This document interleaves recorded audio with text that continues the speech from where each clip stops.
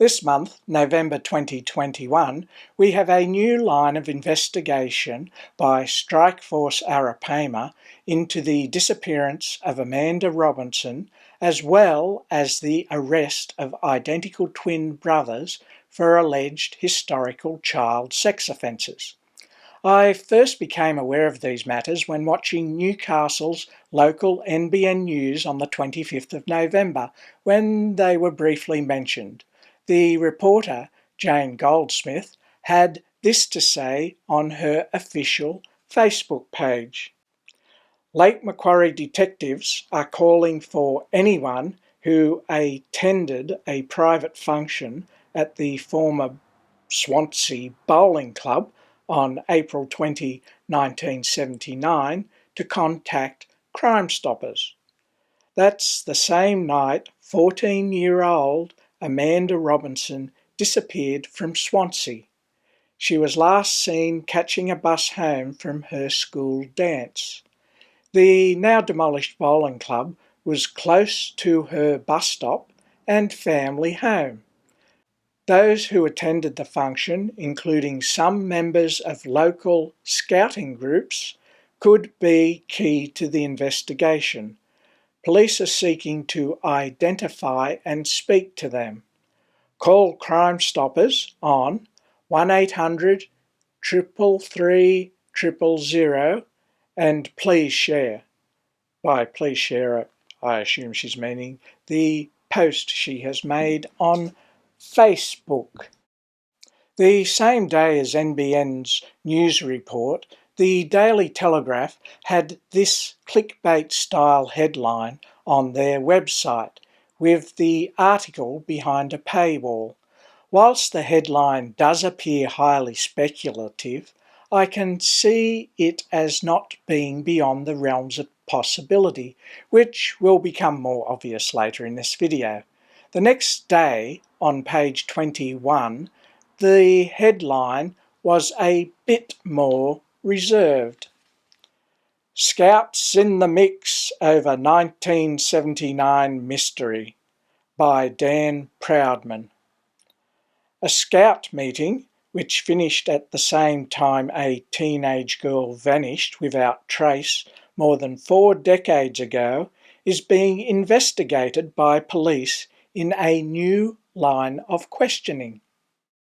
The meeting ended at the same time 14-year-old Amanda Robinson, pictured, was walking home nearby. The meeting has become central to the investigation into the disappearance and suspected murder of the schoolgirl and another teenager, Robyn Hickie, in 1979. Strikeforce Arapaima detectives revealed on Thursday that the fundraising event, held at the former Swansea Bowling Club, was central to their inquiries into what possibly happened to Amanda, 14, 42 years ago. The Scouts meeting was held on Friday, April 20, 1979. It is understood to have finished the same time Amanda was last seen walking down nearby Lake Road just after midnight. A significant person of interest in the disappearance of Amanda and Ms. Hickie, who was known to have been at the Scouts Fundraiser, has become the focal point of Strikeforce Arapaima investigations. Now, that could be Warren McCorriston they're referring to there. I don't know, but my understanding is he was involved with the Scouts along with his brother, and so they may be referring to him, but we'll see. It also prompted 2 significant searches of the former Canangra Scout camp at Nords Wharf earlier this year, as investigators honed in on a possible burial site of the teenagers. Ms. Hickie, 18, disappeared from a Pacific Highway bus stop at Belmont North on April 7, 1979. Amanda vanished 2 weeks later after getting off a bus and walking along Lake Road at Swansea. Detectives suspect her walk home would have taken her close to the former bowling club at the same time the Scouts Fundraiser finished. A lot of people might think, how would anyone remember what they were doing on a specific day over 40 years ago? On the surface, I can understand that, but back then it was a significant news item, so they may not remember the exact date, but would very likely remember they were at the bowling club the night Amanda disappeared whilst walking nearby. My research indicates that Swansea Bowling Club closed in March 2013, but Google Street View hasn't been updated at that location since 2010. So I was able to find these 2010 pictures of the club. The first one shows its street frontage from Charles Street, but this second one is from Lake Road, which Amanda was walking along, showing the club is accessible by foot from here. And this photo shows Lake Road itself, which was probably no better than this in 1979. The satellite image gives a better idea of the club and its accessibility from Lake Road, but I can't be sure this was always the case. Perhaps there used to be bowling greens in these open areas. I don't know, but anyway, I did track down a 1980 street directory. As you can see, the bowling greens are marked at that location, though whether or not access was possible from Lake Road can't be determined. On the 26th of November, the Newcastle Herald also had an article about the new line of investigation, as well as it leading to unrelated historical sexual assault charges against identical twin brothers. However, I'll go to the original source, as a lot of this article appears to directly come from the New South Wales Police website. Detectives have charged 2 men over alleged child sexual abuse, uncovered as part of inquiries into the disappearances of young women in the Lake Macquarie area in the late 1970s. Strikeforce Arapaima was established in April 2019 by Lake Macquarie detectives to re-examine the investigations into the 1979 disappearances and suspected murders of Robyn Hickie and Amanda Robinson, as well as the 1994 kidnapping and suspected murder of Gordana Katevsky. As part of ongoing investigations, detectives have been conducting inquiries relating to activity in the East Lake Macquarie area the night Amanda went missing. Friday, 20 April 1979, including a private fundraiser function at the former Swansea Bowling Club. While exploring this line of inquiry, Strikeforce Arapaima detectives uncovered information relating to the sexual abuse of 2 boys in the late 1980s and early 1990s by 2 men who were known to them. I assume they mean known to the boys, not Strikeforce Arapaima, but a little bit ambiguous there. Following extensive inquiries, a 69-year-old man was arrested at home in Seven Hills about 9:20 a.m. last Wednesday, which was 17th of November 2021, and taken to Blacktown Police Station. He was charged with 3 counts of sexual assault and indecent act in company, 2 counts of sexual assault, incite indecent act, person under 16, 2 counts of sexual assault, indecent act with person under 16, and sexual intercourse with child 10 or over and under 16 years. The man appeared in Blacktown Court on the same day, where he was formally refused bail, to reappear at the same court on Thursday, 13 January 2022. A second man, also aged 69, was arrested in Greenacre about 8:25 a.m. today, Thursday, 25 November 2021. He was taken to Bankstown Police Station and charged with 41 offences, including multiple counts of each sexual intercourse with child 10 or over and under 16 years, sexual assault and indecent act in company, sexual assault, incite decent act person under 16, and sexual assault, indecent act with a person under 16. He was refused bail to appear in Bankstown Local Court today.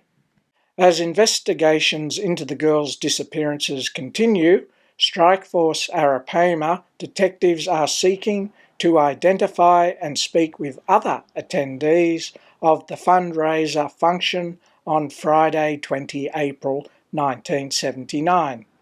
Investigators believe those attendees may have relevant information which could assist with their inquiries. I have actually determined who the identical twin brothers are. They are Richard and Stephen Mateer.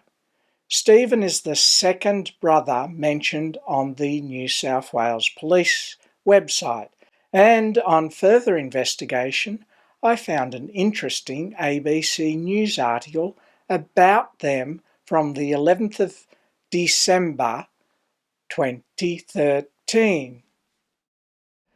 Twin brothers accused of sexually assaulting boys over a 30-year period will face court again early next year, now that another alleged victim has come forward. 61-year-old brothers Richard and Stephen Mateer were arrested in August.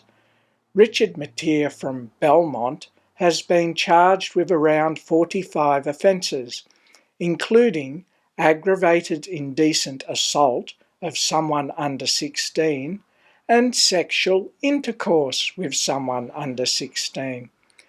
The offences date back to 1977 and are alleged to have happened at Caves Beach, Belmont, Swansea and Newcastle, as well as Scone in the Upper Hunter. Newcastle Local Court heard fresh charges will be laid against Richard Mateer after another complainant came forward. His twin Stephen Mateer from Blacksmiths has been charged with around 20 offences, which are alleged to have happened at Belmont and Newcastle between 1972 and 2002. The pair will face court again on January 22nd. So it seems they were charged with similar offences back in 2013. So it appears further possible similar offences have been found out, and now they've been charged with those. But as I said, they're alleged. But were they convicted of these charges back in 2013? I found the answer in this article in the Illawarra Mercury on the 6th of June 2013. The article is about boys and men who committed suicide or overdosed that were believed to be victims of pedophiles as children. I'll just read the relevant paragraphs in relation to the Mattia brothers. Peter was raised in a prominent hunter family and was a beautiful, smiling only son, said Jane. He was a cub and scout in the 1970s and 1980s, with direct and regular contact with identical twin scout leaders Stephen and Richard Mattia, now 63. Now, I'll just make it clear here, it's not saying that they did sexually assault him, but there was a connection in his past. Okay, so it says here that Stephen Mattia was jailed for 10 years for sexually assaulting 6 boys, and Richard Mattia was jailed for 12 years for sexually assaulting boys. Or actually, there's a bit of a typo here, because it should say for sexually assaulting 5 boys. They were charged 3 years after Peter's death. It is interesting to note here they were arrested in 2013 and sentenced to 10 and 12 years jail. Obviously they didn't serve their full sentences in jail, but it seems Strikeforce Arapaima has struck again, and they may end up back there. Now, a few months ago I was talking to someone who did mention the Mattia brothers. I hadn't heard of them at the time, so I wasn't quite sure what he was talking about there. But he did tell me that they were scout leaders, both of them, so they were involved in the Scouts. I think he also said that they were bus drivers. So it's curious that a lot of these disappearances around that time were at bus stops. But I'm not saying that the Mattia brothers had any connection to those things. It may just be a coincidence. This same person also mentioned to me that he was thinking, like he was speculating, but he was thinking that there may have been possibly a pedophile ring involved with the Scouts. So that's just a thought there. But when you look at the Daily Telegraph speculative headline about a group of sex offenders that Amanda may have run into, well, you think about it, the 2 Mattia brothers were probably at that function, and that's where the connection's been made in these current arrests. It's also likely that the McCorriston brothers may have also been at this same function. Warren McCorriston would have been around 18 years old then. His brother, David McCorriston, was about 14, maybe 13, 15, around that age. So it is quite likely they could have been at this same function. I would say that Warren McCorriston has been convicted of sex offences and serious sexual assaults. His brother David McCorriston, as far as I'm aware, has never been convicted of any offence, but he is currently facing charges on historical sexual assaults. So I'm not saying he's guilty of those, but I can see why the Daily Telegraph may have put the headline that Amanda may have walked into a bunch of sex offenders. You got the 2 McCorristons, the 2 Mattia brothers, so I could say there's a group, and if this other guy was suggesting may have been a pedophile ring, who knows, there may have been other scout leaders and people involved who had sexual problems that caused them to assault people. But I am just speculating here. It may just have been the 2 Mattia brothers and Warren McCorriston, who are sex offenders. They are charged and convicted sex offenders. While I'm thinking of it, I have been interested to know how police are certain that Amanda got off at the bus stop at Swansea, because I have come across a theory that she didn't actually get to the bus stop or even get on the bus at Gateshead. So I am curious if anyone knows how that has been confirmed. I do know it has been said that friends saw her shortly after getting off the bus at Swansea, but apart from that I haven't seen anything elaborating on that as to who the friends were, what they saw and that type of thing. Though I did see that first appear in the newspaper on the Monday morning after Amanda's disappearance. So it seems that it's not something that's happened years later and people have got vague memories. But I guess I'm curious whether they were, or how sure they are that it was Amanda they saw, or they may have been mistaken. Like, often I've experienced strange people will wave at you and you think, who are they? And sometimes you do it yourself and think, oh no, that's not them. You'll see someone, you think it's them. So kind of late at night in the dark, could it have just been some mistaken identity? If you have any thoughts on that, just make some comments, or maybe contact me through the Facebook fan page I've got as a link somewhere in the comments below.